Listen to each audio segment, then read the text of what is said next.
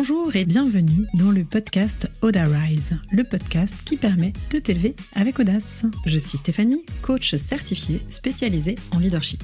Ma mission, que tu développes ta confiance en passant à l'action et en t'affirmant pour faire passer ta vie professionnelle au niveau supérieur. Entrepreneur depuis 15 ans, j'ai dû me challenger et je te parlerai ici de leadership au féminin, de mindset, d'audace, de communication positive et de réussite. Allez, installe-toi confortablement, c'est parti. Et nous voici dans l'épisode 31. Aujourd'hui, au micro pour une nouvelle interview, j'accueille Sarah Forgue qui est architecte d'intérieur et qui va nous parler de son parcours. Cette interview, j'ai adoré la faire. Ça fait 15 ans qu'elle est à son compte et du coup, il y a plein d'astuces géniales qu'elle nous partage à la fois sur son expérience, sa posture, ses prises de conscience et elle nous parle aussi en toute intimité du burn-out qu'elle a fait et des conséquences que ça a eu positives sur sa mise en action ensuite. Allez, c'est parti, bonne écoute.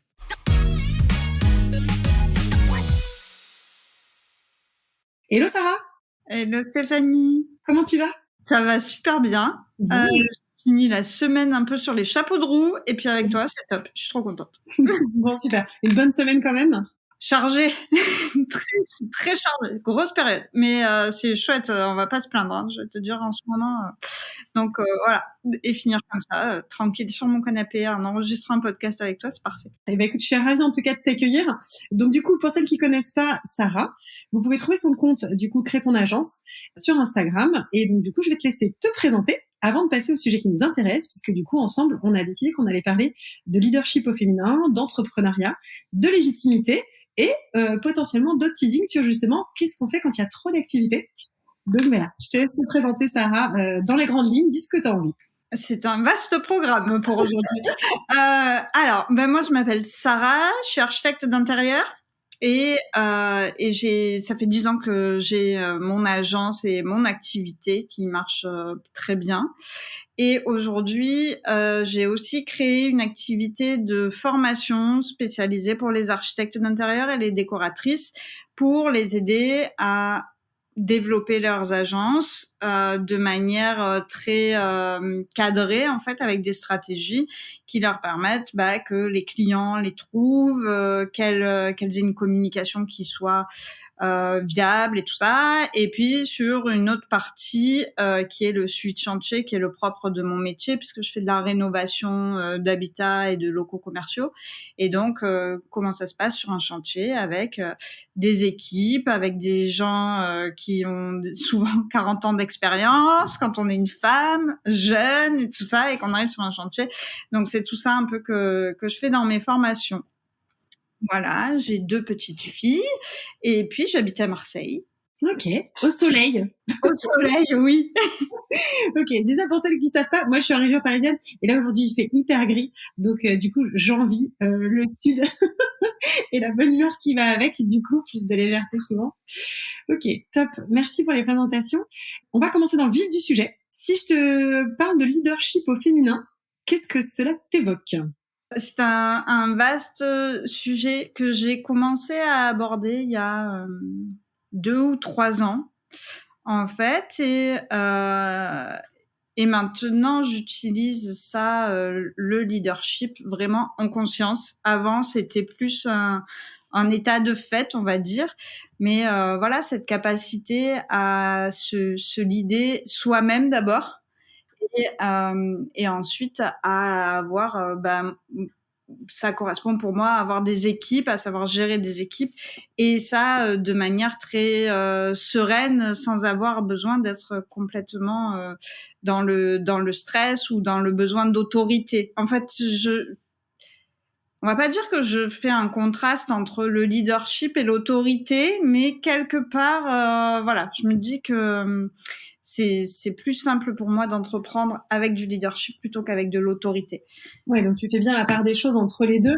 Et j'ai noté qu'il y avait aussi du coup une différence pour toi entre donc du coup te leader toi-même et être leader avec les autres. Tout à fait. Quelle différence tu fais? Qu'est-ce que ça veut dire pour toi être leader de soi justement? C'est je dirais être en capacité de connaître sa façon de fonctionner Et de décider, souvent j'explique ça dans mes formations et c'est une coach avec qui j'ai travaillé qui m'a appris ça, c'est décider à froid de comment je veux réagir quand je me retrouve dans une situation à chaud et avoir des standards de communication qui soient déjà établis pour moi en fait. Et du coup, ma vie est vachement moins brouillon qu'avant dans mes relations. Puisque voilà, j'ai défini quelque part la personne que je voulais être et la façon dont je voulais réagir à certaines situations. Et je réagis plus à chaud comme je pouvais le faire plus jeune, mais je pense que c'est aussi le propre de l'âge et de l'expérience. Okay. Donc en fait, ce que j'entends, c'est qu'il y a du coup 3 points clés pour toi dans le leader. Il y a le côté vision, c'est-à-dire qui je suis, qu'est-ce que je veux. Il y a la partie du coup, comme tu dis, à chaud ou à froid, donc gestion des émotions, c'est ça. Ouais. Et du coup, comme tu gères tes émotions, tu sais faire passer un message de façon claire, assertive, qui soit aidant pour là où tu as envie d'aller, c'est ça? Exactement. Ok. Et ça, comment t'as fait pour développer cette compétence-là? Du coup, tu me parlais d'une coach, effectivement. Est-ce qu'il y a eu d'autres choses ou d'autres outils, d'autres pistes? Non, j'ai été coachée pendant plus de 6 mois par une coach, puis après avec une autre, j'ai fait complètement autre chose. Mais ça m'a ouais, c'est de l'exercice en fait, c'est déterminer un peu, se rendre compte de comment est-ce qu'on agit quand on n'a pas la conscience de ce leadership personnel quelque part. Et moi, j'étais quelqu'un de très spontané. Alors, je suis toujours très spontanée, mais plus dans la réactivité très rapide dans des situations un peu compliquées, de stress, de tension, d'énervement. J'étais très dans une réaction de rejet, ce que je suis plus du tout aujourd'hui. Et ça, c'est un apprentissage de tous les jours. Mais voilà, je crois qu'on peut pas changer une personne du jour au lendemain. En revanche, je pense qu'on peut changer vraiment en travaillant sur soi de manière prolongée. Je pense qu'on peut changer vraiment une personnalité quand il y a quelque chose qui est de l'ordre du mal-être, tu vois. Oui, tout à fait. C'est ça. C'est qu'en fait, souvent, ce que j'entends, en tout cas, moi, quand j'avais commencé à me pencher sur le développement personnel, je crois que ça fait une quinzaine d'années, je me suis dit, oh là là, je vais devenir la meilleure version de moi-même. Et je trouve que ce que tu dis très justement, c'est de te dire, en fait, c'est pas ça. C'est savoir qui on est et faire avec ce qu'on est, tout en ayant conscience de ces points de vigilance pour justement transformer cette partie-là. C'est-à-dire se dire, en fait, je vais progressivement apprendre, parce qu'on pourrait faire un gros débat sur l'inné et l'acquis, mais ce qui est inné et ce qui nous va bien, bah, pas de problème. Mais il y a aussi beaucoup de conditionnement et c'est comment je mets en conscience ce qui me bloque et je peux le transformer avec des actions, avec de la répétition, avec des efforts pour en faire cette nouvelle spontanéité. Parce qu'en fait, dans la spontanéité, t'as pas mal de choses qui sont, j'allais dire, acquises aussi. Et qu'en fait, on peut acquérir de nouveaux réflexes quand c'est pas aidant ce qu'on a, quoi. Exactement. T'as l'impression que c'est un travail qui t'a pris combien de temps pour arriver à cette conscience, à ces actions différentes? Parce on entend quand tu dis, hein, c'est hyper différé. Tu vas parler à froid, dire ce que je veux, poser les bons mots. Je saurais pas trop dire combien de temps ça m'a pris. Je dirais qu'en fait, en étant accompagnée par une coach, dans le cadre de ma vie professionnelle, c'était surtout sur la partie professionnelle. Pendant une longue durée, elle a eu accès à des situations de ma vie quotidienne que je lui ai racontées, et donc elle a fait en sorte de transformer parfois mes réactions qui étaient pas forcément les plus efficaces en fait et qui m'apportaient pas grand-chose dans le cadre de mes relations professionnelles. Et donc, à force de voir des situations différentes avec des clients, des entreprises, des partenaires, etc., au fur et à mesure, c'est un apprentissage que j'ai fait avec l'exemple finalement. C'était, bah voilà, je suis dans cette situation-là avec ce client qui j'arrive pas à communiquer avec lui, qu'est-ce que je peux faire? Et c'est toujours la question de qu'est-ce que je peux faire moi à mon niveau pour essayer d'améliorer la relation, pour essayer de ne pas me retrouver en confrontation, en fait, parce que j'aime pas la confrontation. Et mon sujet, c'était ça, c'était comment je fais pour ne pas être en confrontation et amener le client quelque part à me suivre quoi qu'il arrive. Et donc, à force de situations différentes, avec des personnalités différentes, et on a jonglé un peu comme ça pendant des mois sur là, essaye ça, voilà. Et du coup, j'ai appris comme ça. Oui, donc du coup, toi, tu as testé plein d'outils différents avant de trouver celui qui t'allait bien, la bonne façon. C'était vraiment un test and learn finalement. Ouais, c'était ça. Après, toujours il y avait toujours une part, en fait, vraiment de prise de conscience que je suis responsable d'au moins 50% de la relation. Et que les gens qui, potentiellement, m'énervent ou des discussions compliquées, etc., il y a un moment où je suis responsable aussi du fait que ça se passe de cette façon-là et comment est-ce que en fait je veux emmener les gens là où j'ai envie d'aller sans les froisser quoi quelque part. Et il y a une chose qui est vachement intéressante dans ce que tu dis, c'est qu'effectivement dans cette notion de leadership, on parle de la vision, donc c'est savoir ce que toi tu veux effectivement, ce qui est le meilleur moyen pour pouvoir emmener les gens avec toi. Effectivement, le leader c'est aussi celui qu'on suit, donc du coup sait où il veut aller et qui trouve le bon chemin. Et je trouve que c'est hyper juste ce que tu dis dans cette notion de, tu sais, c'est 50%. C'est en fait, on dit souvent en coaching, t'es responsable uniquement de ta partie à toi. L'autre après, toi tu peux créer les bonnes conditions pour, mais l'autre après tu peux pas agir sur lui. Et souvent, quand tu parles d'action ou de réaction, c'est ça, c'est quand on est en réaction, on veut forcer l'autre à faire quelque chose au lieu de se transformer soi. Je trouve que cette prise de conscience, t'en parles très bien, c'est très clair quand tu me dis, donc top. Moi, j'avais une question, c'était, est-ce que pour toi, il y a un leadership, du coup, pro et perso, ou tu le vois que dans la partie pro? Est-ce que tout ce que tu as découvert, tu l'as mis en place que pour le pro, ou forcément ça a des résonances ailleurs? Non, ça a des résonances partout. Absolument partout. Pour moi, en découvrant le développement personnel, j'ai découvert une autre facette de qui j'étais et effectivement ça a fait bouger beaucoup de lignes dans ma vie personnelle aussi forcément.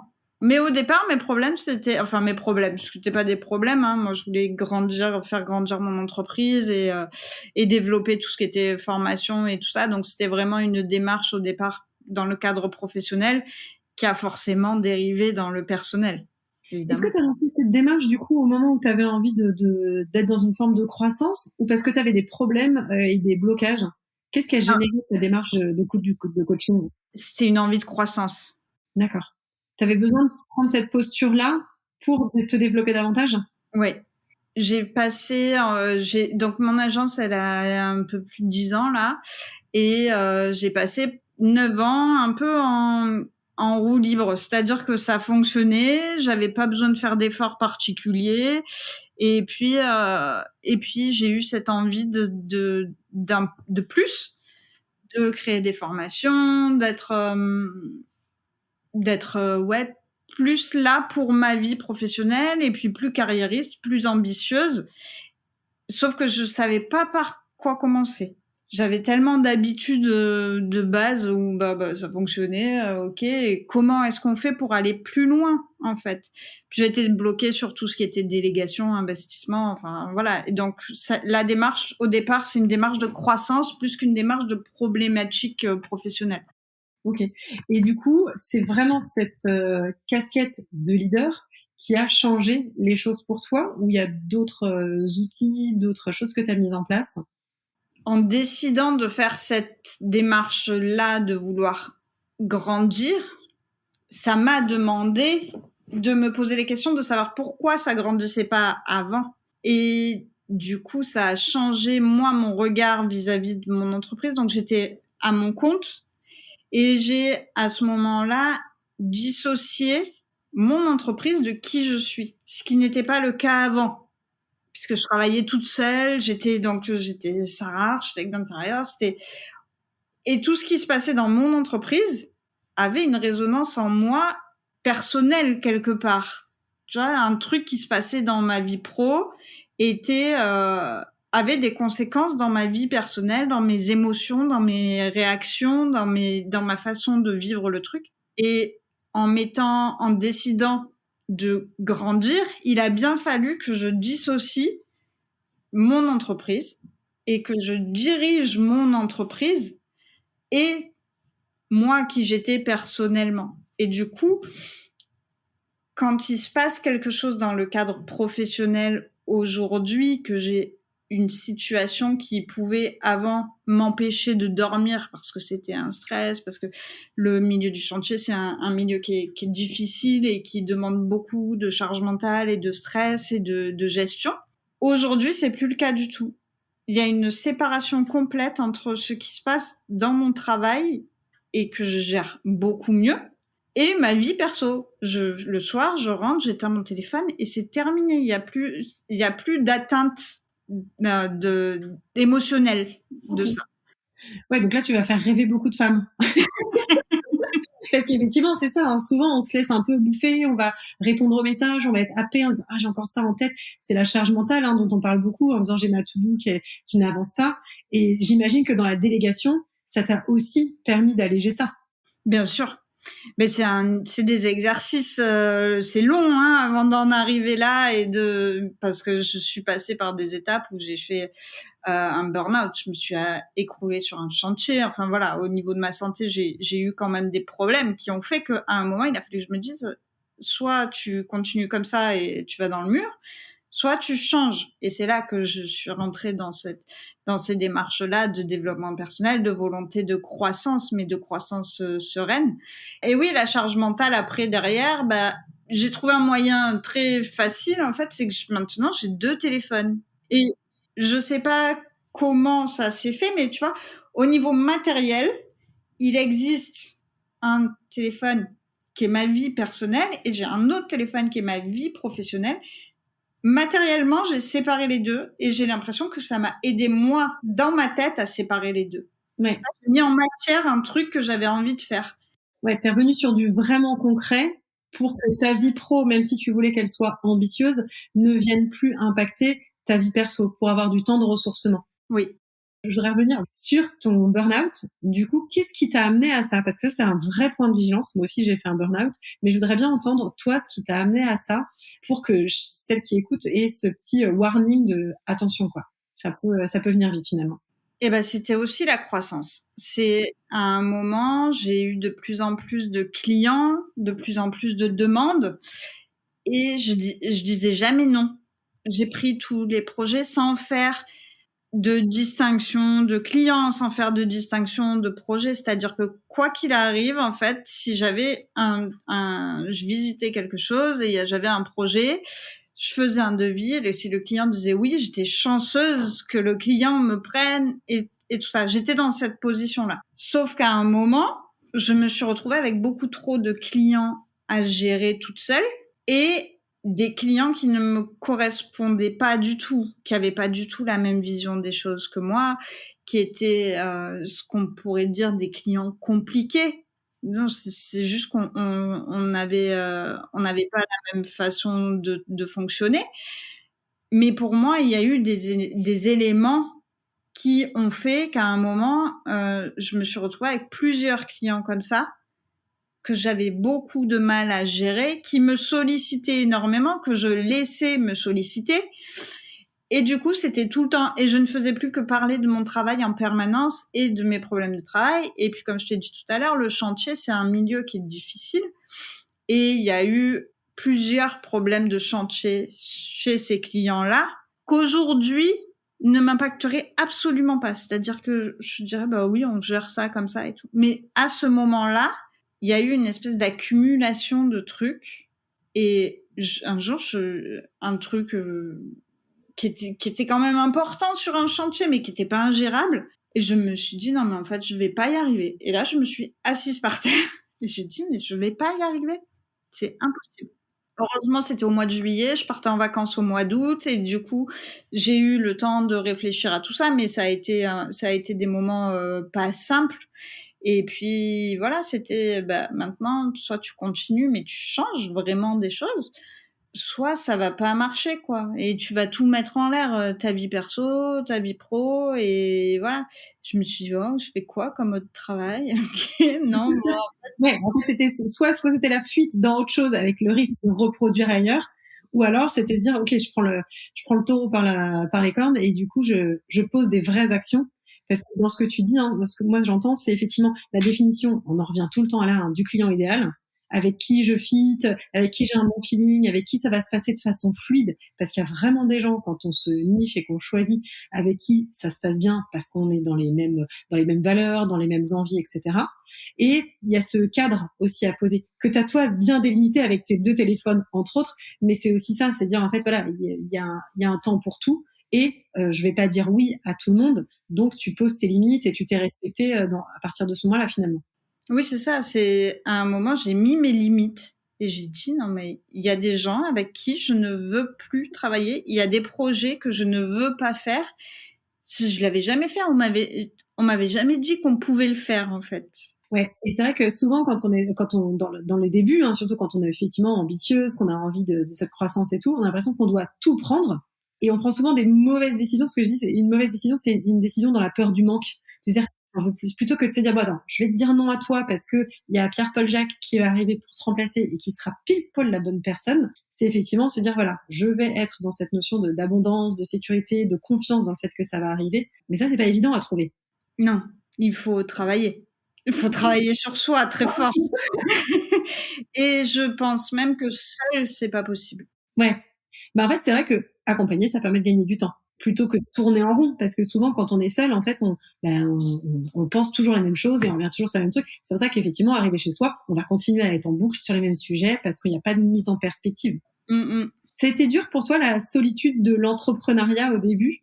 Non, je crois pas avoir eu ce truc-là, et tu vois, même en y pensant, ça me vient pas, donc non, ça a pas été dur. D'abord parce que je suis quelqu'un d'assez solitaire. J'ai pas de problème à être seule du tout.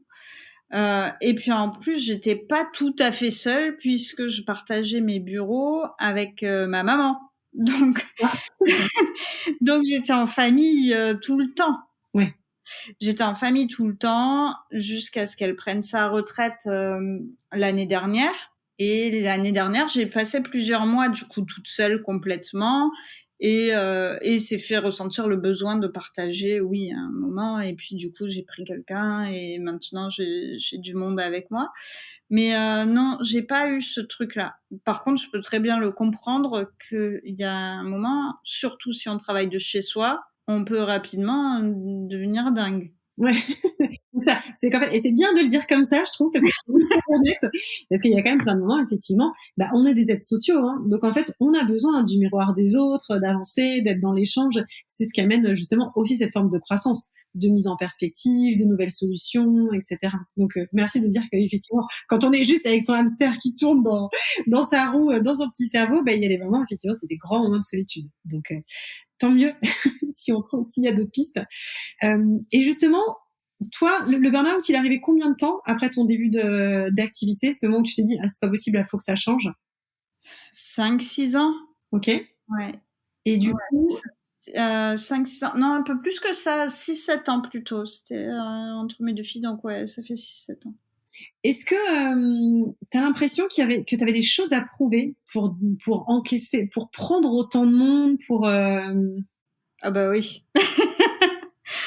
À prouver à moi, aux autres, à la terre entière, à mes futurs clients. Oui, bien sûr.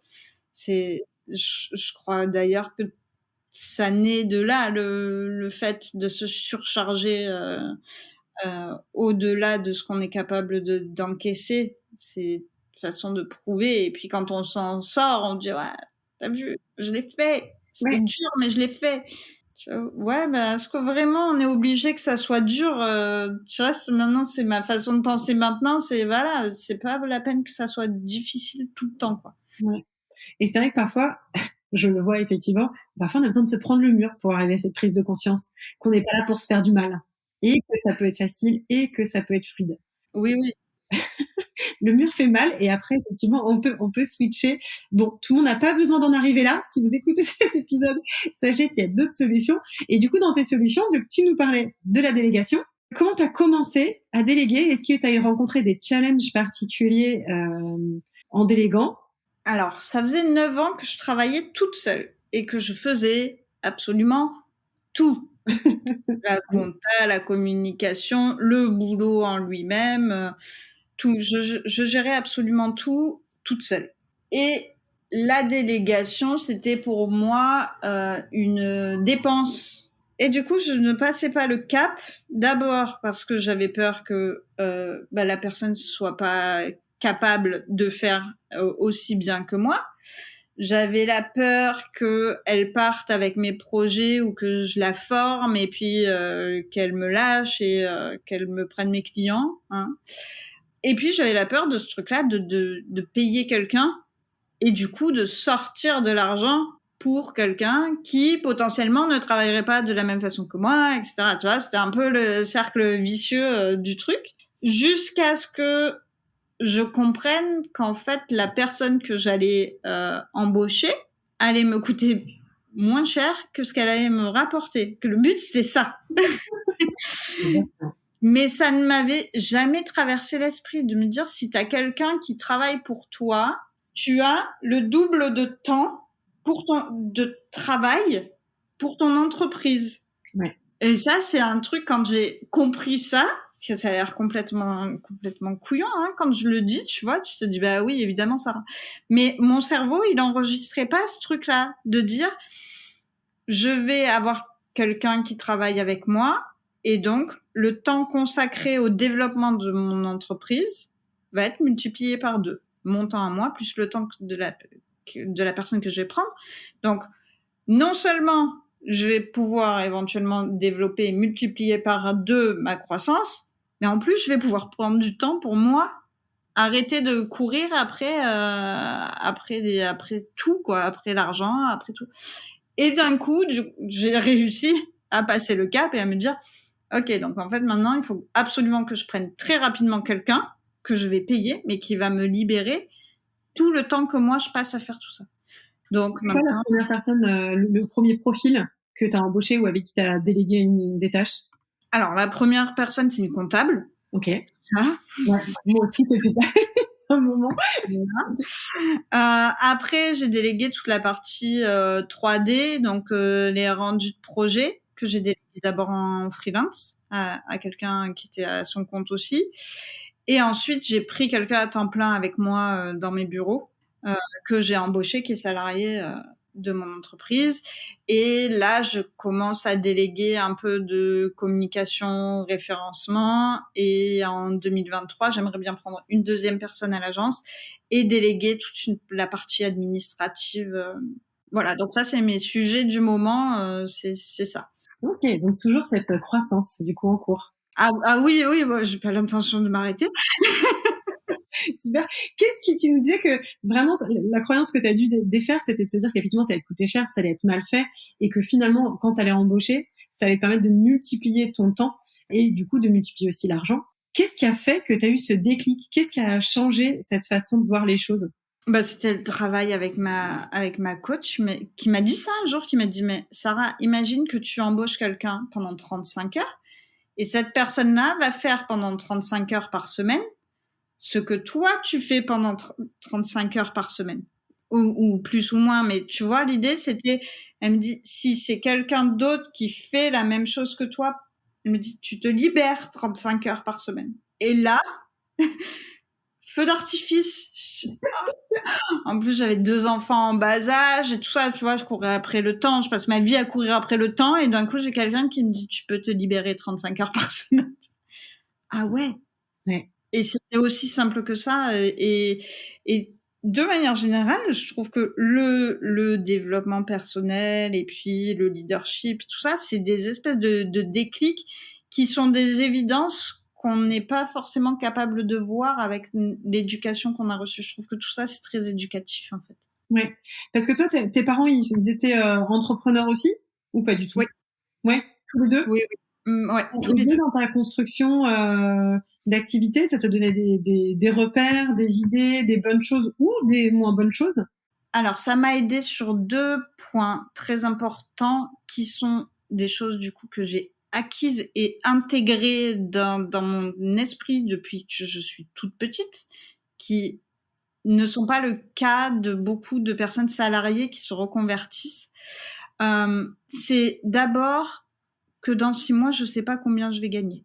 Même avec une entreprise qui fonctionne très bien aujourd'hui, concrètement, alors oui, à 6 mois, maintenant, avec le carnet d'adresses que j'ai et tout ça, oui, à 6 mois, je sais, mais l'année prochaine, en janvier, j'en ai aucune idée. Je ne connais pas encore mes clients. Je ne sais pas sur quel projet je travaillerai. C'est un inconnu qui devient pour moi un champ de possibilités, qui est pas du coup un champ de peur et de stress et de manque et d'objectifs et tout ça. C'est vraiment un champ de possibilités. Donc ça, c'est un truc que mes parents m'ont toujours dit et appris. Et voilà, bah, des fois, il y avait beaucoup d'argent. Des fois, il y avait moins d'argent. Et globalement, ça se passait toujours très bien. On n'avait Il y a pas... toujours des solutions, finalement. C'est ça que tu as retenu. Exactement. Ouais. Et ça m'a servi sur un deuxième point qui est... mon papa, il a eu plein d'entreprises différentes dans plein de domaines et tout ça, qui ont plus ou moins bien marché. Mais quoi qu'il en soit, quand ça a commencé à moins bien marcher et puis qu'il a dû fermer et puis changer, et ben il l'a fait. Et voilà. Et ça m'a appris le sens de l'échec n'est pas problématique. Enfin, c'est pas l'échec, c'est le fait que ça ne fonctionne pas ou que ça ne fonctionne plus. La vie va pas s'arrêter, quoi. Toujours, encore une fois, il y a toujours des solutions, il y a toujours des choses à apprendre, on peut toujours rebondir. Et ça, c'est un truc que j'ai intégré il y a très longtemps, enfin, qui fait partie de ma façon de voir les choses. Qui est une caractéristique vraiment forte du leadership aussi, d'être focus sur les solutions, d'avoir cette grande capacité de résilience, de se dire ok, bah il y a des hauts, des bas, et en fait c'est aussi comme ça. Ça fait partie du cheminement. Et ce qu'on dit souvent sur l'entrepreneuriat, c'est que c'est effectivement c'est haut, c'est bas, c'est cyclique, ça va, ça vient, et c'est garder confiance dans le fait que ouais, en fait tout va quand même bien se passer. Il y aura toujours un plan B, il y aura toujours une solution, on peut se réinventer. Ça, c'est chouette. Est-ce que du coup, ça veut dire que toi, tu n'as jamais eu de peur finalement sur le fait d'échouer? Oh si, bien sûr. Oui, si. Aujourd'hui, ça fonctionne très bien et j'ai pas. Si demain ça fonctionnait plus, bah je sais que j'ai les ressources pour pouvoir recommencer quelque chose. Ça, je l'ai appris mais avec l'expérience. Je sais que si je devais recommencer demain autre chose, ben je le ferai et je sais pas quoi, dans quel domaine et tout ça, mais je le ferai. Quand j'ai commencé, bien sûr, il y a la peur de pas avoir de clients, il y a la peur que ça marche jamais, il y a la peur de se tromper sur les chantiers. Si, mais ça fait partie du truc. Je crois qu'on peut pas vivre sans la peur. Oui, puis ça peut être aussi un driver. Souvent, moi, ce que j'aime bien dire, c'est si tu as peur de quelque chose, c'est que tu as envie. Si tu as peur d'échouer, c'est que tu as envie de réussir. Si tu as peur de pas avoir de clients, c'est que tu as hyper envie d'en avoir. Et qu'en fait, il y a toujours les deux côtés de la pièce et on peut regarder celui qui est aidant ou celui qui bloque. Mais c'est une question de choix aussi. Oui.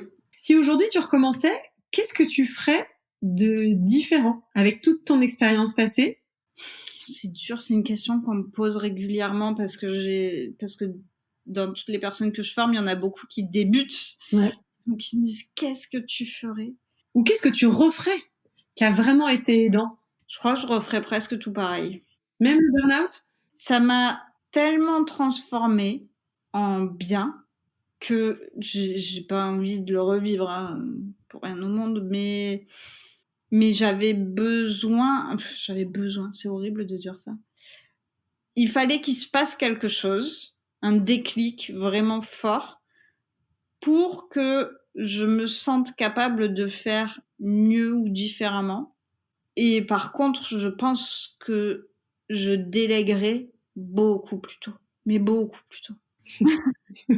Ok, c'est souvent ce qui ressort, donc c'est une vraie piste. Et c'est vrai que c'est souvent celle avec laquelle on se débat longtemps, exactement pour les mêmes raisons que ce que tu as dit, c'est de se dire est-ce que l'autre va faire aussi bien que moi, est-ce qu'il va pas se barrer avec mes clients, et s'il est pas fiable, etc.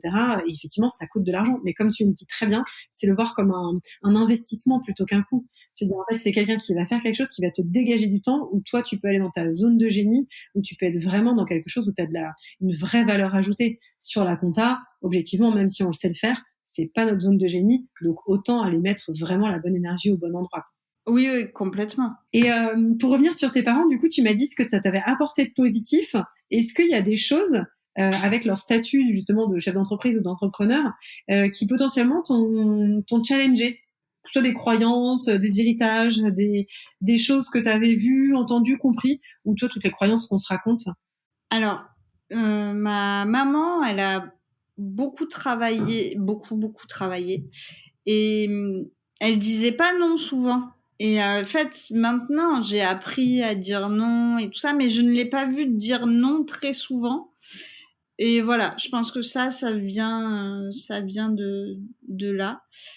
Et après, je dirais qu'il y a pas, j'ai pas, aujourd'hui, en tout cas, avec l'état d'esprit dans lequel je suis, j'ai plus envie de me dire qu'il y a des choses qui m'ont appris et qui étaient complètement à l'envers de ce que je peux croire aujourd'hui, tu vois. Voire même, en fait, j'ai pas d'exemple parce que je m'en souviens plus.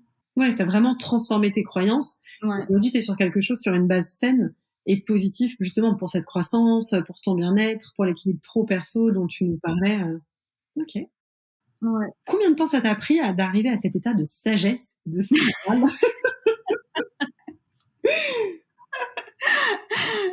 Alors, cet état de sagesse, je sais pas si on peut appeler ça comme ça, mais je vois de quoi tu veux parler, parce que on le dit régulièrement. Je pense que déjà enfant, j'étais une enfant sérieuse. J'étais une enfant qui fait bien les choses. J'étais une enfant très sérieuse. Et je crois que c'est un truc de personnalité, de caractère. Et après, bah oui, je me suis débattue avec mes émotions parce que la vie, tu vois, j'étais un peu énervée contre la vie quand même pendant très longtemps. Et puis à un moment, bah, c'est toujours pareil. C'est au moment où il y a eu ce burn-out, mais tu peux pas vivre comme ça. Tu peux pas vivre dans le conflit, dans l'énervement, dans le fait d'avoir sans cesse envie de dire non aux gens et j'étais là-dedans. Et comme tu disais tout à l'heure. Ouais.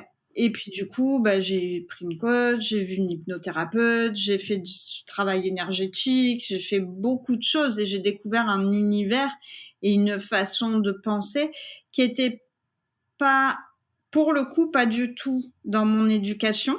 Et j'ai pris le parti de choisir cette voie-là. Et puis, c'est beaucoup de spiritualité, mais sans religion. Tu vois, c'est des choses, je crois en certaines choses, alors que avant, j'aurais dit non, moi, je crois que ce que je vois. Et puis, j'étais très, très cartésienne. Et plus aujourd'hui. Et donc, je pense que ça vient de là. Donc, c'est vraiment cette ouverture d'esprit à autre chose, un autre mode de pensée, un autre mode de fonctionnement qui a fait la différence. Ouais. Ouais, complètement. Ok. Et justement, qu'est-ce que l'entrepreneuriat t'a appris sur toi? Tout.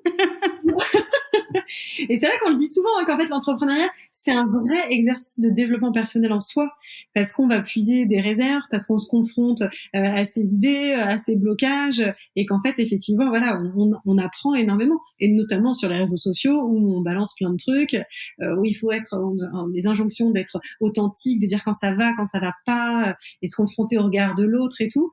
Est-ce que toi, il y a une partie que t'ignorais en particulier, puisque tu me dis il y a tout, alors on va essayer de cibler des petits points précis. Alors déjà, j'ai aujourd'hui sur mon compte des formations, sur Crée ton agence, je suis en vidéo très régulièrement, je raconte ma vie professionnelle, je raconte un peu mes emmerdes, je raconte tout ce qui marche bien et tout. Et les gens ont l'habitude de me voir et pensent que ça a été un truc complètement naturel. Sauf qu'il y a 1 an et demi de ça, la première fois que j'ai fait une vidéo face caméra, mais j'étais terrorisée de peur. Et avant ça, 3 mois avant, c'était hors de question qu'il y ait quelqu'un qui me voit en vidéo et que je parle toute seule à mon téléphone, parce que concrètement, c'est ça qui se passe, hein. Quand on fait une story, on parle tout seul à son téléphone. Et Et c'était une aberration totale pour moi de faire un truc pareil il y a de ça 1 an et demi ou 2 ans. Je me disais, mais qu'est-ce que je vais faire? Je suis chez moi toute seule dans mon bureau et je vais parler à mon téléphone. Et ça, c'est un truc que j'ai appris avec l'entrepreneuriat. C'est-à-dire qu'à un moment, l'ambition que j'avais pour mes formations et cette entreprise-là, elle a nécessité que je dépasse cette croyance-là et ce truc de réserve et puis de point de vue qui était un peu fermé, tu vois. C'était, ah ouais, il y a des gens qui parlent à leur téléphone. Quel besoin ils ont de faire ça, quoi. C'est hyper narcissique et tout. Alors, je pense toujours que c'est très narcissique. Mais ça, c'était nécessaire pour que j'arrive au résultat que j'ai aujourd'hui. Ouais. Et si je l'avais pas fait et que j'étais restée cachée, oui, ça peut fonctionner, bien entendu. Il y a plein de personnes pour qui ça fonctionne et qui se montrent pas en vidéo. Mais je pense que ça aurait pas été ni si rapide, ni si impactant. J'ai appris ça, là. Récemment, j'ai appris ça. Ouais. Et c'est vrai qu'effectivement, c'est challengeant parce que, et notamment, ça, je trouve que ça va bien avec le leadership aussi, qui est la capacité à prendre la bonne posture, à prendre sa place, à oser se montrer, parce que c'est ça, quand tu prends la parole face à ton téléphone, c'est quand même, je suis assez d'accord, un moment de solitude. Ouais, il y a 4 ans, j'ai posté pour la première fois une photo de moi sur les réseaux sociaux. J'en avais une photo, un instant figé, que bien sûr, j'avais décidé, choisi, trié, mis un filtre, un truc. J'en étais pas bien. Et aujourd'hui, pareil, les premières facecam, c'était compliqué, et ça se fait.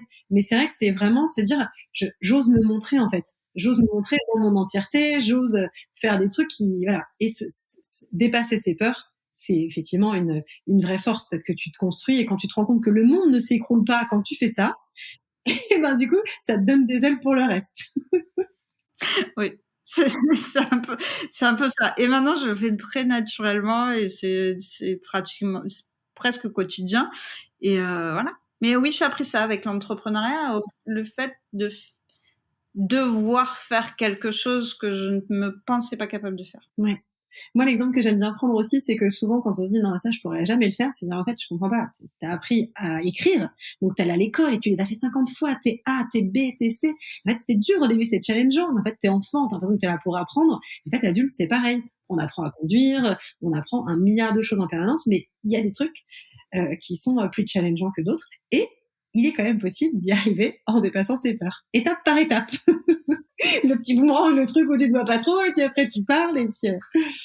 Qu'est-ce qui te semble indispensable aujourd'hui à ton équilibre pour cette croissance, justement?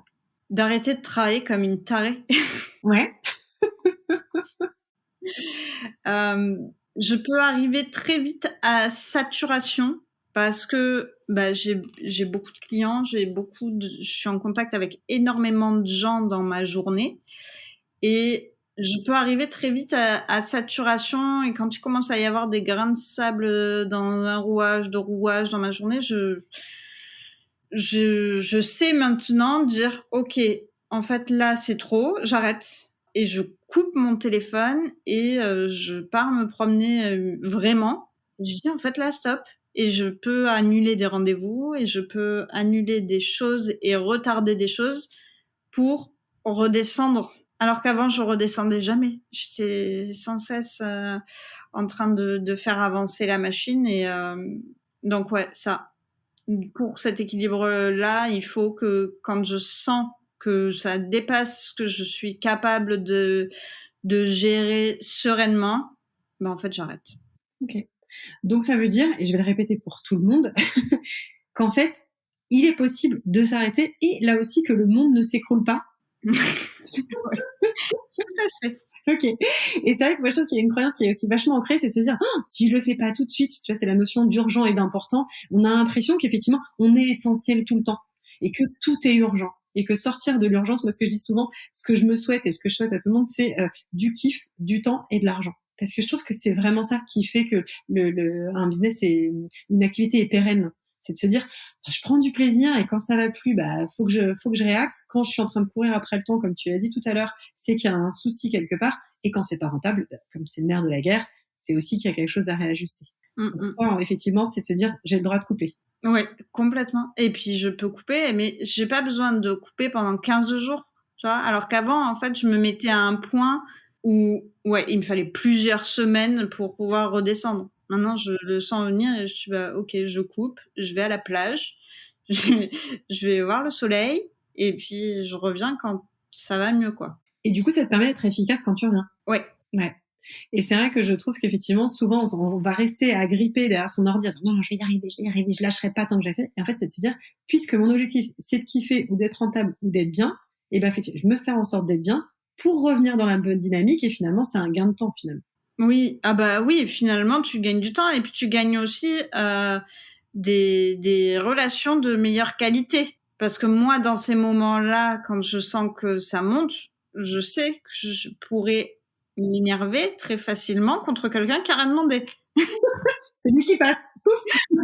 Lui qui prend. Je vois très bien. Je sais très bien faire ça. Et comme je ne veux plus me retrouver dans la situation où je culpabilise de m'être énervée contre quelqu'un qui m'a rien demandé, c'est cette histoire, on en revient à ce qu'on disait tout à l'heure, tu vois, d'avoir décidé à froid que je ne veux pas me retrouver moi dans une situation où je dois m'excuser d'être allé trop loin ou d'avoir pété un câble sans raison valable. Ouais. Donc j'ai mis en place ce qu'il fallait pour que moi je ne me retrouve plus dans cette situation-là. Pour être maître de toi. Oui. Quel serait le conseil le plus impactant que tu donnerais aux femmes qui justement, comme toi, veulent une croissance ou en tout cas veulent passer un palier dans leur activité aujourd'hui? Oh, c'est dur ça comme question. Mais t'as le droit de prendre 2-3 secondes pour réfléchir, hein, une dizaine. Pas d'aller te balader sur la plage parce que je vais attendre longtemps. Qu'est-ce que je leur dirais? Je leur dirais de pas rester toute seule. Ouais, je crois que c'est ça qui m'a sauvée, c'est de pas rester toute seule et d'être d'avoir quelque part la suffisamment confiance en soi pour montrer sa vulnérabilité à quelqu'un. Donc quand tu dis pas rester toute seule, c'est se faire accompagner, que ce soit par un thérapeute, un coach, c'est pas du réseau avec d'autres entrepreneurs ou c'est pas de la délégation. Là, tu parles vraiment de saisir une main tendue ou d'aller chercher cette aide dont on a besoin. Exactement. Quand t'es seule et que tu sens que la solitude, elle te pèse, oui, il y a des groupes d'entrepreneurs, oui, il faut avoir une vie sociale, etc. Mais quelque chose qui pèse, il faut aller l'évacuer autrement qu'en le comblant avec du monde, je pense.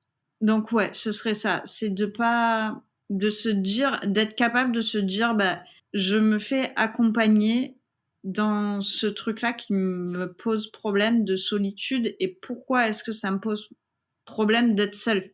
Ok, super. Merci beaucoup Sarah pour ton temps, pour tes réponses, pour ton partage d'expérience, toujours inspirant. J'aime bien souvent demander avec quoi tu repars de cet échange. Je t'ai fait cogiter, hein.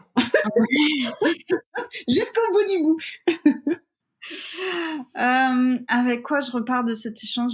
C'était génial parce qu'en fait ça me fait revenir en arrière, enfin tu vois, ça me fait rappeler plein de choses de pourquoi j'en suis là et comment j'en suis arrivée là, et on n'y pense pas en fait au passé, enfin tu vois, on est toujours en train de penser à l'avenir, à ce qui va se passer après, et finalement on revient rarement derrière en se disant attends, comment c'était il y a quelque temps, qu'est-ce que j'ai fait qui a changé et que j'en suis là, et c'est top. Ça me fait très plaisir. Et puis, toutes tes questions, c'était hyper pertinent et tout, j'ai adoré. Merci beaucoup pour ton invitation. Eh bien, écoute, avec grand plaisir. Eh bien, je te dis à très bientôt. À très bientôt. Bye, merci Sarah. beaucoup. Merci. Et voilà, ça y est, l'épisode est terminé. J'espère qu'il t'a plu, que tu as autant aimé que moi ce moment de partage en toute sincérité avec Sarah. Tu peux la retrouver sur son compte Crée ton agence. Je te mettrai de toute façon le lien dans la description en bas. Si cet épisode a été impactant pour toi, n'hésite pas à le partager à une femme entrepreneur qui a elle aussi besoin de l'entendre. Tous les sujets qu'on a abordés, aussi bien sur la délégation que sur la posture, sur la capacité qu'on a à investir sur soi, font une vraie différence. C'est ce que Sarah nous a expliqué. Donc n'hésite pas, toi aussi, à penser comme elle pense pour pouvoir avoir une croissance. Et si cet épisode t'a plu, tu peux mettre 5 étoiles sur la plateforme de ton choix. Je te dis à la semaine prochaine et à très vite pour une nouvelle interview.